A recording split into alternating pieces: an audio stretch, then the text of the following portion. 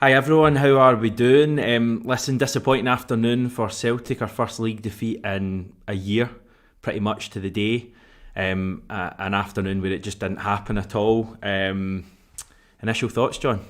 Yeah, I've picked a good one to be on today, Hamish, haven't I? I thought I'd avoided all this after the 2021 season, but here we are again and talking about a Celtic defeat. Not a great day. I mean, there's no glossing over it. I don't think you can really say anything to gloss over it. It was just bad across the board.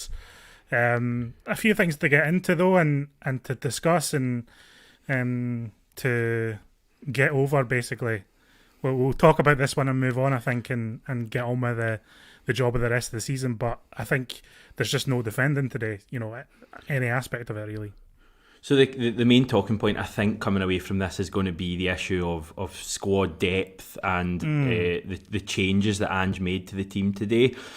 I just want to say straight away, I think you have to judge these things at the time. I think it's almost, you're almost cheating doing it at full time on some occasions. And at the time, I didn't have problems with Ange making those changes. He made 9 changes a few weeks ago in Dingwall, and we won that game, convincingly away from home. So I don't think Ange making, I think it was 6 changes today, is, this major thing and a major issue for Celtic. I don't even know if he'd have put out the full strength team whether we would have fared much better today, to be honest. Maybe slightly better, but I felt, there was issues in terms of the performances of players today across the whole team, basically. I put it this way, I don't think the team selection was a major factor in Celtic losing that game today. I mean, I'm not going to be a hypocrite and say that I was worried about the team selection when it came out, because I wasn't. But I think in hindsight, you have to say that it's probably a mistake not playing the likes of Jota. Probably a mistake not starting Hatate, who both came on at half-time. I think when the manager's making substitutions at half-time, Hamish, I always think that's some sort of at least admission that he maybe got it wrong, and he acknowledged he got it wrong at the start. So, while I'm not going to go too into it, I don't think it's about the amount of changes. I think it's maybe just the changes that he made. A good example of that being like starting Moy and Turnbull at the same time. Maybe you would have started Moy with McGregor and Hatate, or Moy with McGregor and O'Reilly. I think maybe having Moy and Turnbull in the team at the same time hampered us. Again, you might have brought in, Abada and Jota together, Maeda and Jota together, but Maeda and Abada together, I'm not so sure that was working for us in the first half. So I think there's issues there to talk about and say, the manager, I don't think we should be afraid to say the manager got the team wrong today, because I think in hindsight he did. I mean, I think that was, for me, the changes at half-time is acknowledgement of that almost. I don't think we should be going too overboard either and totally slaughtering the entire squad. I think we do have depth in that team, but I just think today we just weren't at it from the off. And even when the substitutes did come into the game and it was 2-0 down and we showed a bit more urgency, we never really tested the keepers. So there's issues across the board there. I don't think it's as easy as saying we don't have squad depth. I don't think it's as easy as saying as Ange made too many changes. I think today we just perhaps got the team selection wrong, but I think the players themselves as well were just poor today, unfortunately. Across the board, I can't think of a standout across the team today, which is disappointing. I mean, that's my argument. He made the changes at half-time that people are saying, should have started and nothing changed for us. I know St Mirren had a lead to protect at that stage, but, I mean, Jota, I didn't really see him too much in the second half. Any of the subs that really came on, Hatate had the ball a few times, but it was all backward passing today. And just my argument is, yes, I think, you have to look at after a 2-0 defeat and say, if you had your chance again, would you make those changes? Probably not. My argument is that, Jota didn't start in Dingwall, Hatate didn't start in Dingwall. I don't think either of those players featured at all. We had Moy and Turnbull in the midfield. We had, I think, Abada and Maeda on the wings from memory. And we won that game 4-1. So I totally see why he did it. I don't think it's an outrageous decision like some people are painting out that Ange made 6 changes today. Why did he do that? I think it was a perfectly kind of, a perfectly viable decision that he made today, and it's backfired. But for me, it was just from the start of the game, even when the score lines were level, the big frustration for me today was that we Ange talks about control, and St Mirren were the team that controlled that whole match. Maybe not with the ball, but in terms of the way the game was played, it was bitty. They were forcing us back. I mean, how many brilliant forward passes can you remember today? And then when they were attacking, the big difference from them today and any other team, including Rangers that we've faced domestically this season, was that we looked uncomfortable. I don't know if part of that is, I do know, I think part of that is down to Carter Vickers not being there. I think you see how much you miss his calm presence at the back on a day like today, because I thought Welsh and Jens looked rattled at times in that second half. Yeah, I think it's a good example of possession not necessarily being an indication of full control of the match, because I do agree that the match was almost played on St Mirren's terms. So that was a disappointment. It did look like, I think in our own box, what the disappointment was that they were getting to headers and flick-ons and stuff ahead of our defenders, which was disappointing. Obviously, Carter Vickers was carrying an injury, so that was like a forced change. So, we can't really blame the manager for picking the central defensive pairing that we had today. Jens and Welsh didn't look particularly comfortable playing together, unfortunately, today. So that's an issue going forward. I do still think Carter Vickers is by far our best defender, and I do think we missed Starfield at times too, especially aerially. So it's just one of those days. It's a bad one. It's a bad one, and it was there was an opportunity to take a 5-point lead into the international break. We haven't managed to do that. We let an unbeaten streak go. And I think the players and the manager will be, frustrated with that. And hopefully you just hope it's a wake-up call more than anything. Do you know what I mean? Like, you hope that the players and the manager and the coaching staff all take this as an opportunity to realise that nothing is taken for granted in this league, and you've got to earn everything. I think this is what one of my points is when Celtic are doing so well and winning so well every week and relentless in picking up points, I never underrate that, because, and a lot of people go, you can't judge anything about this team, the teams we're playing aren't any good, and it's not really about that for me. It takes a lot of effort to put together these winning runs. It takes a lot of effort to put together these unbeaten runs, because it's a league that's unforgiving if you have an off day. And I think that was shown today. We had an off day, and St Mirren, were unforgiving in the way they stuck the two chances that they had away, and came away with a massive result for them, and fair play to them for it.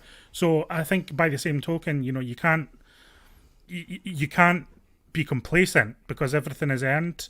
And when Celtic are on these winning streaks, there's people who turn around and say that wasn't very good, but the team need to show that they have the resilience and the work ethic to bounce back from this and after an international break. And you'd obviously say, based on the evidence that we've seen under Ange, that they're capable of doing that. So we'll just need to wait and see how it pans out. I mean, yeah, that's the feeling I've got coming away from this today, is that in general this team under Ange seemed to respond really well to setbacks, and today as a setback, I don't think it's any more than that. I mean, we've still got a 2-point lead at the top of the Premiership. Potentially at the start of the season, if you were offered that, you may have taken it going into the first international break. It just seems frustrating when we had a chance to go 5 clear. I know this team is so well, drilled under Ange, and they're just so kind of hungry to keep improving. I just wonder if they're even subconsciously, if there's an element of when you're beating teams, every week so far by a couple of goals, and you've performed so well and got plaudits for your performance in midweek in Poland, that even, as I say, subconsciously you turn up this afternoon and you just think, yeah, we can maybe get the job done playing 75%. And don't get me wrong, we didn't even reach 75% today, but maybe subconsciously there's that. Hopefully for me, the takeaway today is that they all realise, as you say, John, that in this league, at Celtic Park's a different thing. Celtic Park, you probably can get away with a subpar performance against kind of lesser teams, but away from home, on tighter pitches against teams who are so far up for it today. I mean, St Mirren were doing everything in the book to stop us today. They were standing in front of players, stopping us, taking quick goal kicks, throw-ins. Referee did nothing about it, by the way. They were getting in our face, they were putting in challenges, and they were being aggressive when the ball was in play. And I think it's just a reminder to the players today, that you have to be on it every single game. And if you're as off it as you were today, I think every player, got probably failed the test today. Maybe Haksabanovic was the only one I would look at in the second half who offered us something on the ball. But it's hopefully we just take away from it, John, that going forward we need to be on it every single game, especially away from home. Yeah, I mean, and we're sitting here, what's the first time we've sat here and dissected a result like this in close to a year. So there's that aspect to it too. It's kind of one of those tricky ones where you don't want to overreact and totally slate the direction of the team and the manager, because that's just daft. Think anyone's doing that though? I think there will be probably a slight. There's always any overreaction to a Celtic defeat. I mean, there was a bit of overreaction to getting beat by Real Madrid, so I'm sure there'll be a little bit of overreaction to getting beat by St Mirren. At the same time, I don't think today is defensible, so you can't really sit here and say, "Oh, that's fine." It's just one of those times, and the manager and the players don't deserve any criticism. I think, as always in life, is there's a little bit of a middle ground, but it is just one defeat in a year in the league. We're going to go a full calendar year, Hamish, if we'd avoided defeat today. I think everyone had kind of looked that out before the game. And, you look at it and you from a St Mirren perspective, that's a fantastic result for them, isn't it? And I think they, as you say, they executed their game plan well, and we kind of fell into the traps that they made. So, well, you don't like seeing that happening to Celtic. I don't think it happens too often for us to be, have real concerns about the way Celtic are heading, and just kind of chalk it up to one of those days. I mean, it's a bit of a get out when you say it's one of those days, but I don't think there's any real signs of a trend here, or I don't think there should be any massive verdicts made about the squad depth, etc., which I think will be some of the patter coming out of this. Yeah, I mean, that my feeling in it, from the vast majority of stuff I'm seeing, both on this and on social media in general, is that people do just think it was one of those days. I think equally though we have to learn from having a European game in midweek and coming to the weekend. I think in general we've done quite well with the whole Thursday to Sunday stuff last season. I don't think we dropped too many points after these games, but Champions League might be a little bit different, a little bit more difficult given the matches you've got in midweek. So it's something we're clearly going to have to work on. Listen, I'm not telling you anything that Ange won't be telling the players, probably even prior to today. Any positives from today for you? No positives at all. I'm just looking forward to the international break and coming out of that now. We've got Motherwell at home first up on the 1st of October. Then we're away to Leipzig, and then away to St Johnstone, then at home to Leipzig. So that's 4 matches that we can immediately get our teeth into. And if we're coming out of those 4 matches looking in good shape, then nobody will even remember today, probably, to be quite honest with you. So it's an important set of matches coming up again. International break, there's a lot of players going away to represent their country, but there's also plenty of players at Lennox Town to stay behind and work on whatever they're doing with Ange and the coaching staff. A couple of players that kind of build their fitness, like Abelgard and Haksabanovic will do more work on the training ground, so hopefully see more of that after the international break. No positives today for me though. I'm not going to gloss over anything, because I think it's just one of those ones you just need to take and say Celtic went good enough today and need to be better in the upcoming matches. Yeah, I'm struggling for positives myself at all from the game. I mean, even the subs that came on, as I say, they just didn't impact the game at all. Even someone like O'Reilly who kind of came on later, you're hoping is he going to give us something, and nothing happened. I don't think he had a good game, but I think Jota, like the presence of Jota, I did think give us something a little bit extra in attack, in the sense that he at least can beat a man, I think, and consistently beat a man, or consistently break a tackle and get us through one line of a defence that's sitting in. I think when you're playing Abada and Maeda, those are players who thrive on movement, thrive on kind of off the ball or getting in behind the defence, and that, I don't think that was ever going to happen today with St Mirren. I think it was obvious, from the way we dropped points against St Mirren last season, remember, and I think the way they played, kind of game. They sit in and try to frustrate, and I just don't think it was ever going to be a game for Maeda and Abada. So I was happy to see Jota come on, and I think at least he could break a tackle, or he could kind of advance the ball with the ball as a feet. I think we needed that ball carrier in that second half, which was why I was happy to see him come on at half time. But it's not enough to make an impact, or enough to even create enough chances to test Trevor Carson, who will probably have one of his quietest days against Celtic ever. Yeah, I mean, I felt Haksabanovic offered the same thing as Jota. Yeah. In fact, I felt he offered more. He has clear ability to beat a player and open the game up a bit. just a kind of quite a disorientating game as well, I thought, with the kits and all of that going on. That's a strange one. I'm not sure about, like, I'm sure Celtic have grey shorts to go with that kit, and I'm sure St Mirren have white shorts to go with their kit, so I'm not sure why both teams decided to wear black shorts, and I'm not sure why it wasn't flagged by the officials before the game. It might be one of those things that was much more apparent on television than actually at the game. I mean, sometimes there was no obvious examples in the play of a player giving the ball away to the wrong player deliberately. Yeah. It just looked horrendous on TV, to be quite honest with you. So be interested to hear what people who were actually at the game felt about that aspect of it. It was getting a lot of complaints from what I seen on from our pals, and obviously online as well. So it was a bit of a strange one. Wasn't a big fan of that at all.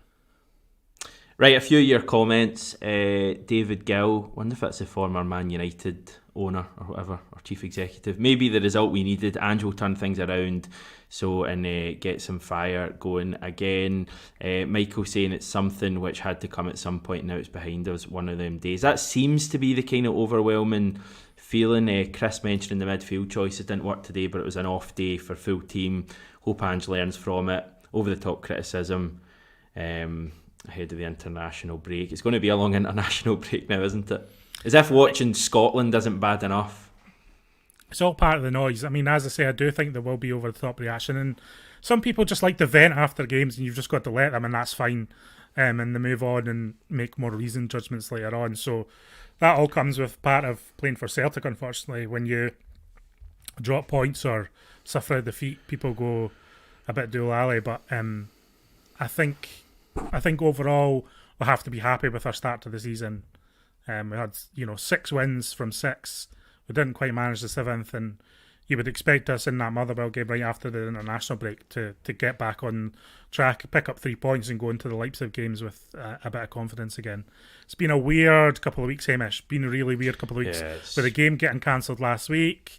The Real Madrid, the kind of the high and the hype building up to that, and like a strong performance for like 45 minutes, and then getting beat, and then almost like dominating Shakhtar. I mean, that was a game we did have full control of, and we dictated the terms of that Shakhtar game. So it's obviously disappointing when you're coming into a game against St Mirren and you don't dictate the terms of the game, despite, I think we had like 80% possession or something, and yet it still felt like the game has been played on St Mirren's terms. So it's just a lot of frustration, a lot of awkwardness, a lot of kind of weird different types of games and different competitions, games getting cancelled, etc. A lot of chat about off the pitch stuff at Celtic just now in terms of the fans and stuff, all creating some sort of weird noise around the club. And hopefully the international break's just a good chance for everyone to reset, come out again and go, because it's going to be mad between the international break and the World Cup, as we've said many times on the channels. So hopefully Celtic just get stuck into it and hit the ground running again. 3 games without a win as well, which is very unlike Celtic under Postecoglou. So hopefully we can get back to it in our next match. And I'd be surprised if it was 4. Let me put it that way. I'd be surprised if it was 4. Yeah, me too.